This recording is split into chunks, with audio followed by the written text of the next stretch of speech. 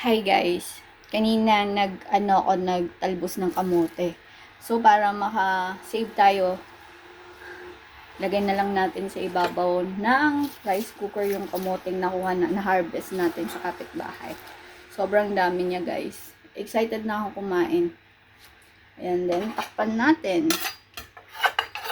Ayan, so tipid. And then bumili pala ako ng fish. Ano to? Isda. Naprito na siyang isda.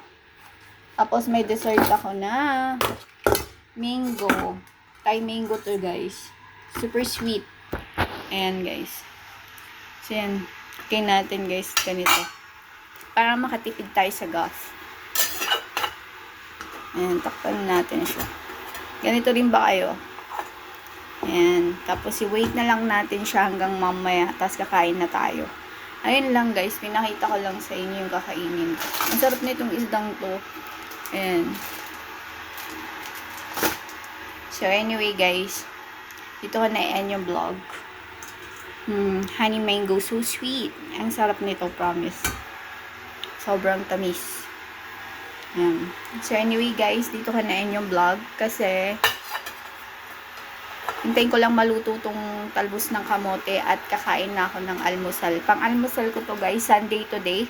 And tinatamad ako magluto. So, bumili na lang ako ng ulam na luto. Ay, kumakain ako. Kumuha lang ako ng talbos ng kamote sa kapitbahay. So, anyway guys, bye and God bless.